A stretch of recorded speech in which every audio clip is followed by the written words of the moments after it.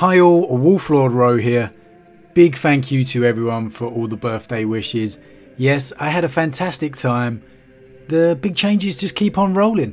Took the day as an opportunity to fly over to Disneyland Paris for the day with a group of friends. And well, I popped the question to my girlfriend after, 6 years. So she's been waiting a long time. But I had a fantastic time and I really did appreciate reading all of the birthday messages that you guys sent me. But straight on with today's topic. Today I'm going to give you 5 reasons why Wolfsbane is currently my favourite novel in the Horus Heresy series and why you need to read it. I'll begin with a spoiler warning. Spoilers, spoilers, spoilers. Today we are going to be talking about events from the Horus Heresy novel Wolfsbane. So, if you don't want any spoilers at all, then go and read the novel first. I'll put a link in the description to the novel on the Black Library website so you know where to find it. But with that said, let's jump straight in to point number 1. Horus meeting his first ever brother. So many of the best moments of the Heresy series revolve around the Primarchs. I mean, let's face it, these guys are the main reason the Horus Heresy series has been so popular.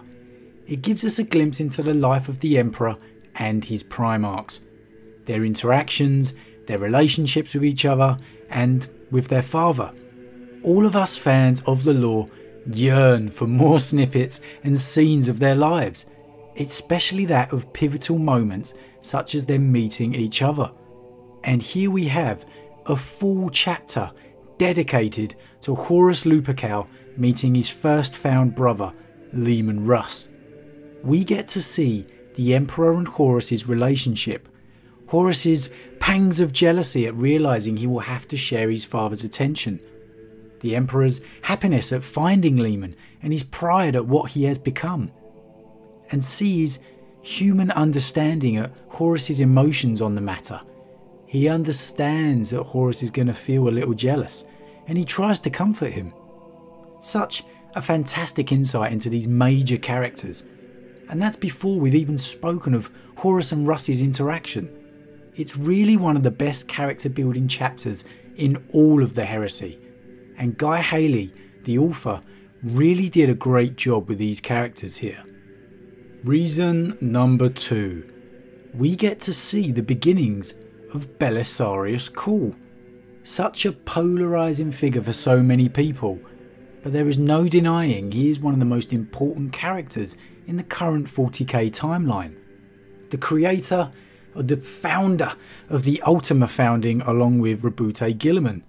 Can he be trusted? Can he not? What are his true motives? Nobody truly knows, not even Guilliman. Guilliman has his doubts around what Cawl is truly up to.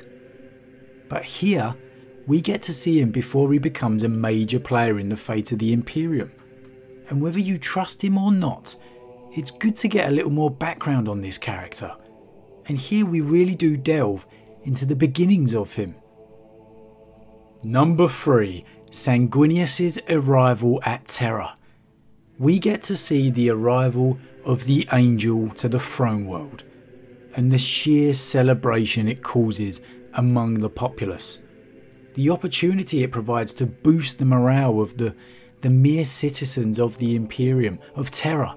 For the Angel, Sanguinius has arrived to defend Terra. Another loyal son of the Emperor has returned.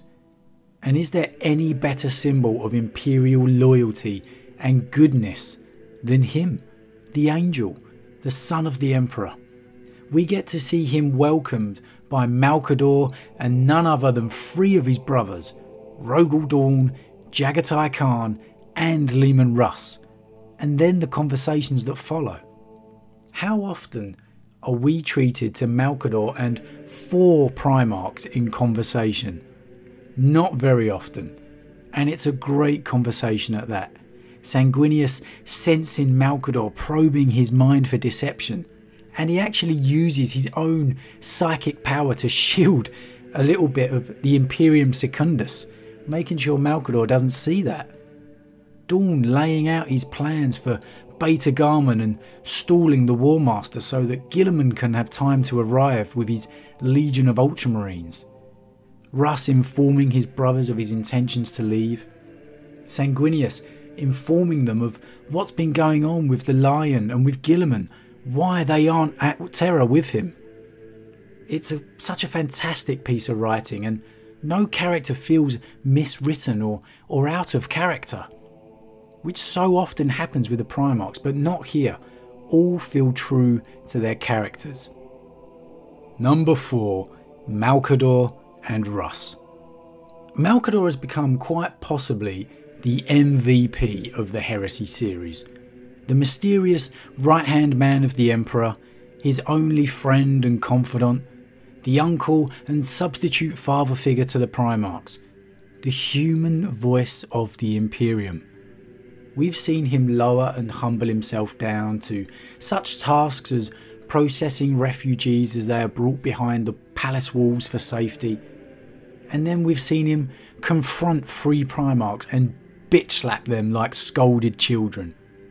And in Wolfsbane, we are treated to many scenes with Malka Door. But Russ and Malka Door playing a ball game of basically chess is a true standout. It's a final meeting between the two, and there's true subtleties between their words as they play, as always with Malka Door. Malka Door warning Russ of the temptations of the warp and chaos, Russ promising not to use it in an attempt to defeat Horus, that his mind is set on his path no matter what Malka Door might say. But it's the loving familiarity between the two. Russ even calling him a crafty old bastard. They talk about his brothers, his father the Emperor, the Imperial truth. Malka Door even warning him, you may not be one of the few people that can say these kind of words. But Malka Door is clearly concerned that Russ could possibly die should he leave to face Horus. It's an honest conversation between Primarch and Sigillite, son and uncle, and a touching, poignant ending with Russ placing his hand on Malka Door's shoulder as he leaves. A great parting for two great characters, and I have to say, the voice acting in the audiobook makes this scene exceptional. You really feel the true connection between Russ and Malka Door in this scene, and I really recommend it. Number 5, and of course it had to be, Horus Lupercal versus Leman Russ. This isn't some brotherly argument or spar. This is two Primarchs trying to kill each other.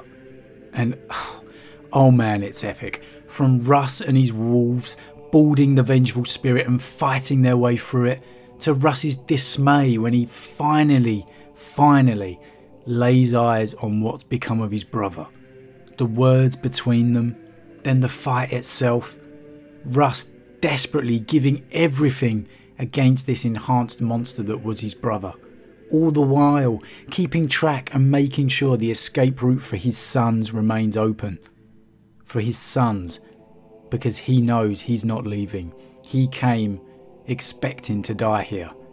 And then of course the outcome that no one expected, the Wolf King plunging the Emperor's spear into the guts of the War Master, only to hesitate for the first time in his life at delivering the killing blow, wanting to save the first brother he had ever known, pleading with Horus to see sense, to return to Terra, to be healed by their father, only for Horus to plunge his talons into the side of Russ.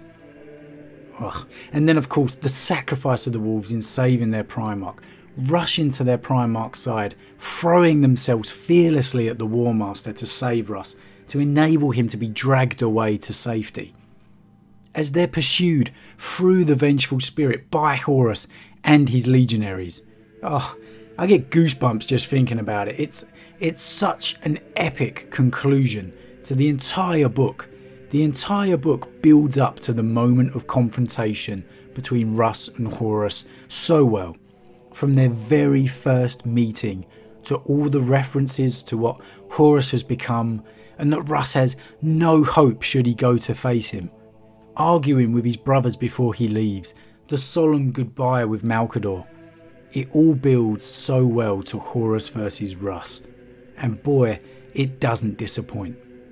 I've said in many videos before, but Guy Haley really knocks it out the park with this novel. And maybe it was because I went the audiobook route, but it really delivers. I had goosebumps racing up my arm when Russ finally laid eyes on Horace, who stopped the battle in the room with just a single word. He entered the room and uttered a single word, and everybody froze, including Russ himself. Now, if you haven't read or listened to this novel yet, then trust me, do so now, before we get any further in the siege. You will not be disappointed, I can promise you that. But that's it for today. What do you guys think of Wolfsbane, and what do you think of my reasons? As always, drop me a comment down below with your thoughts. A huge thank you to all of my subscribers. Your support really means a lot to me, it truly does. And if you're new, then please consider subscribing to help the channel grow. If you enjoyed this particular vid, then why not drop a like on it too. But with that said, I am off, and I'll see you guys again real soon.